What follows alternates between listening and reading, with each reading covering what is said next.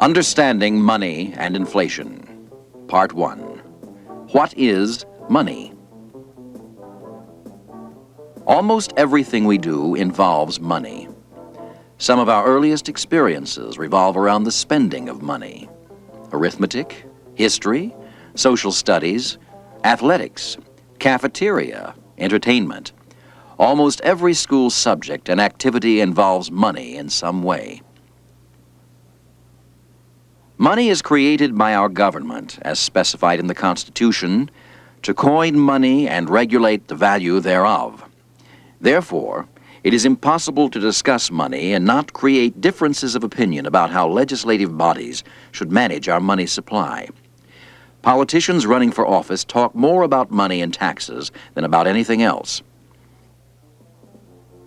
There may be several right answers to the nation's economic problems, but without a knowledge of the nature and function of money, it is difficult to evaluate the proposals expounded by economists and politicians.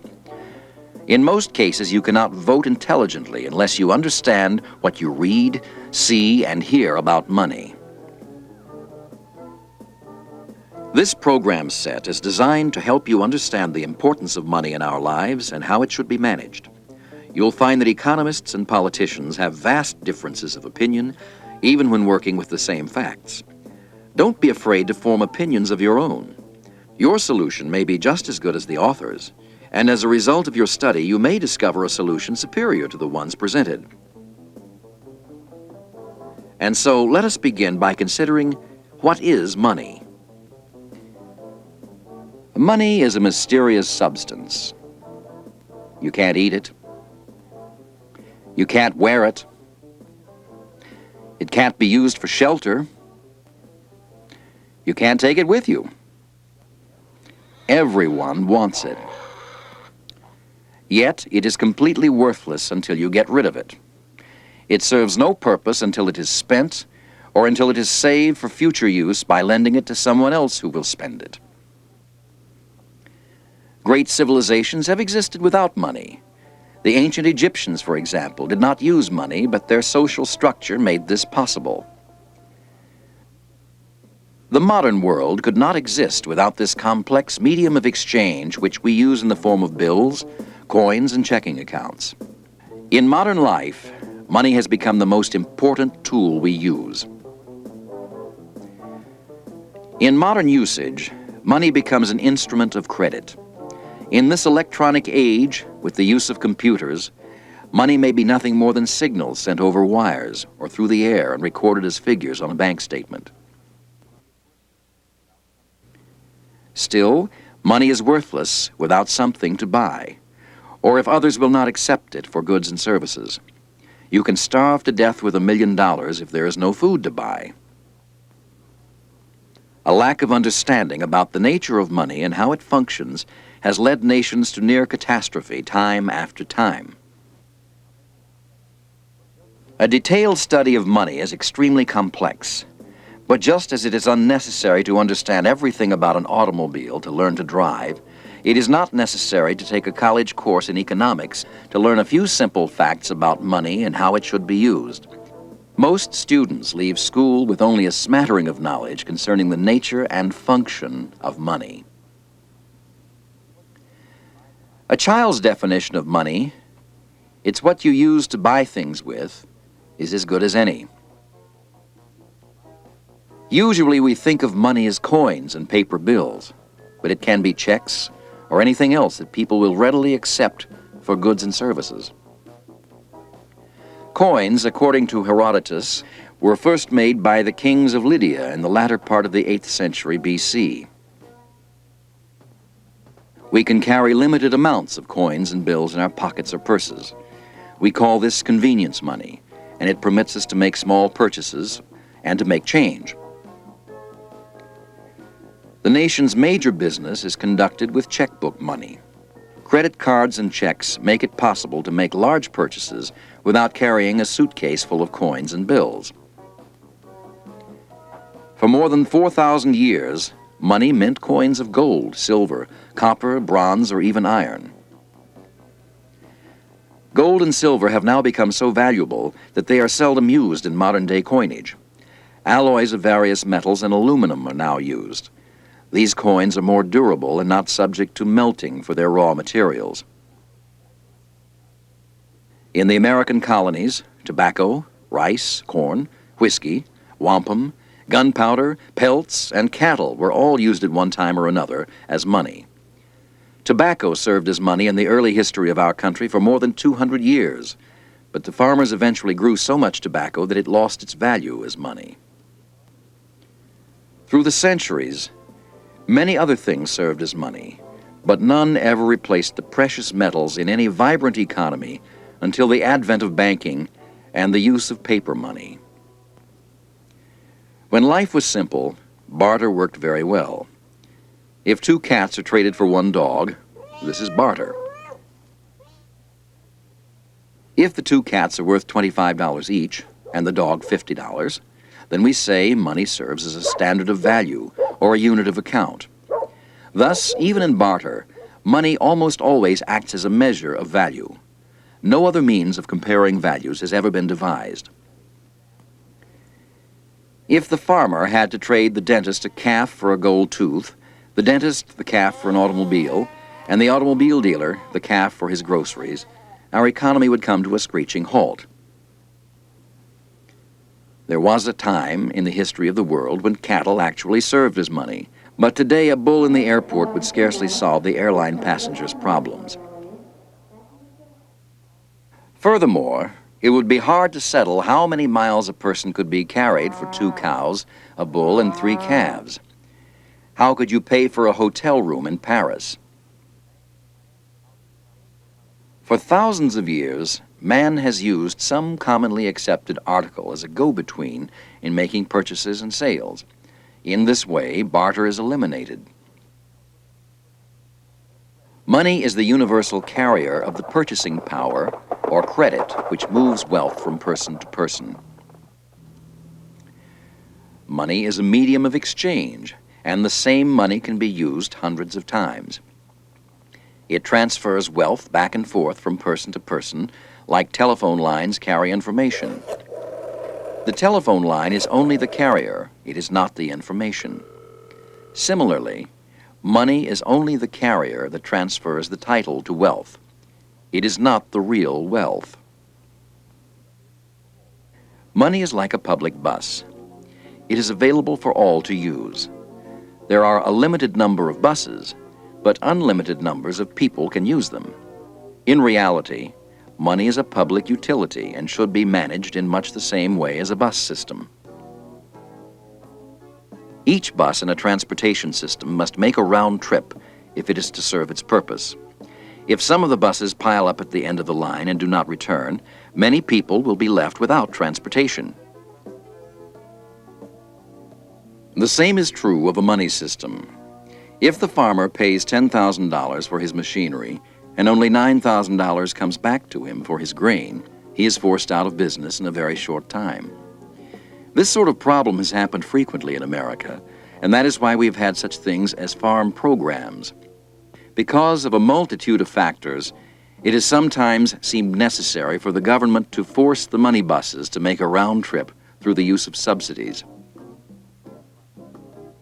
Money and production must be kept in balance if prices are not to rise and fall. Erratic quantities of money can cause erratic production of goods and services or erratic price fluctuations.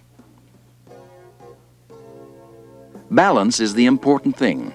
An economy may be in balance with any quantity of money. It may be in balance with 5-cent ice cream cones, with 50-cent cones, or even with $100 cones. It is the changing from 5-cent cones to $100 cones and then back to 5-cent cones that creates problems in an economy. A constantly increasing or decreasing supply of money without an increasing or decreasing quantity of goods and services keeps the economy continuously out of balance. Money also acts as a temporary storehouse of a claim to wealth, a method of saving a product or service for future use. For example, it is impossible to save a banana for more than a few days, but by using money, One can delay the eating of a banana for weeks or years, providing someone is still growing bananas. Money is almost always confused with wealth. We say people are wealthy if they have lots of money. If you think money is wealth, then picture yourself on a desert island with $1 billion, but with nothing to buy and no way to get off the island. How wealthy would you be? But if you were on an island with no money, but with plenty of food, clothing, and shelter, you would be well off because you would have all of the necessities of life. Wealth may be considered as everything we own: houses, farms, baseballs, cars, ships, clothes, food, movies, TV sets, and thousands of services that provide health and pleasure. Money is that mysterious substance that makes a modern society possible. Wealth is created through work. In the modern world, money is necessary to distribute the goods and services created by work. Without work, there are no goods and services to distribute. In other words, there is no such thing as a free lunch. Someone has to work to prepare the lunch, or there would be no lunch. The wealth of a nation is the sum of all the goods and services produced by those who are working. If some people are not working and producing, the total wealth is not as great as it could be.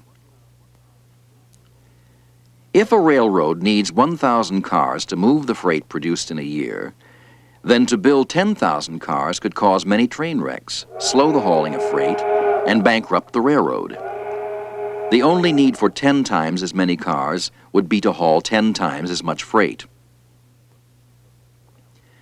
Money serves essentially the same purpose as any other carrier of a product. It carries credit or purchasing power from place to place or from person to person. Too much money or too little money interferes with the efficient distribution of goods and services, just as too many or too few freight cars interfere with the hauling of freight. Money measures the value of products and services, and usually it can be exchanged for these items of wealth. There was a time in Germany, however, when even 1,000,000 marks would not buy a ham sandwich. Just before the total collapse of the mark in 1923, it took 80 billion marks to buy an egg and 200 billion to buy a loaf of bread. The German government printed larger and larger denominations of bills and coins, until in August 1923 it minted a small aluminum coin stamped 500,000 marks. But it was worth less than an American penny. Money, to be functional, must be managed in the same way as freight cars for a railroad. There should be enough money to move the credit necessary to carry on the business of the nation, no more, no less. Too much money clogs the credit distribution system in much the same way as too many railroad cars would clog the rail system, or too much sand in an hourglass would destroy its ability to measure time. On the other hand, an inadequate supply of money, freight cars, or sand in the hourglass makes it difficult to move goods and services from person to person efficiently, or to keep accurate time. Because of the common belief that governments and people should not be in debt, the money supply was gradually reduced during the 1920s from $26 billion to $19 billion, thus contributing to the situation which led to the Great Depression of the 1930s. In other words, money and production were kept out of balance for the decade of the 1920s, and so as a result, we had starvation in the midst of plenty in the 1930s. It was a bleak picture. Pigs were even thrown into the Mississippi River at the same time that people were starving. The slow reduction of the money supply in the 1920s kept money and production out of balance. More individual people and municipal and state governments paid off loans than made new loans. As a result, the money supply was reduced to the point where thousands of banks failed. Some say that money is a storehouse of wealth. No such thing. Money stores a claim to wealth, which can usually be exchanged for wealth at some future date. It would be more nearly accurate to say that money is a storehouse of value. Elevators and warehouses store some kinds of wealth, and freight cars and trucks are used to transport this wealth. Savings institutions store money in the form of credit or purchasing power so that the money can be used by others to buy and sell. Money may be likened to the wires in a power line. The wires move electricity from the power plant to the consumer. The wires are merely the means of sending the power to the home or business where it is needed. It would be foolish to try to save electricity for future use by taking the wires from the poles. Electricity may be stored as surplus water behind the dam or in batteries, but we leave the wires on the poles to distribute more electricity whenever it is needed. When money is held for long periods of time as money, its function of moving wealth is destroyed. If one wishes to save money for future spending, it should be loaned to someone else so that it can serve its primary purpose as a medium of exchange. Money maintains its value through the interest it earns. Hoarded or idle money does not earn interest. When a mill receives a load of wheat, it must unload the car in a reasonable length of time, or pay a fee called demurrage for each day the car cannot be used to carry more wheat or other produce. Like a railroad car that is not unloaded, idle money pays a demurrage in the form of lost interest. Not only does it not earn interest, it cannot be used by someone else to buy and sell. Once the wheat is delivered, it is stored for future use in an elevator, and the freight car is released to carry more wheat. When wheat is stored in an elevator for future use, we protect it from insect, rodent, and weather damage so that it will retain its value as food. When money is stored in a savings account or in government bonds, we expect it to be protected so that it will retain its value for the future purchase of the goods and services for which it was saved, such as the opening of one's own business, a vacation, or a new car. When the manager of an elevator does not protect the wheat from insects, rodents, or weather damage, he is like a government that does not protect the money in a savings account from price increases caused by creating too much money through too much deficit spending. When there are millions of people out of work, and someone says we cannot afford to build a rapid rail system in a crowded city, he is expressing a lack of understanding of how a nation should use its money. If we have unemployment in a nation, and there is work to be done, we are using our money unwisely. Money should be used productively for the greatest good of all the people. When a legislator says, "Our nation needs good teachers and educational equipment, but we cannot afford it," and then votes for non-productive and incentive-reducing government spending, he is voting to use the nation's money unwisely, which actually discourages many jobless people from ever seeking work.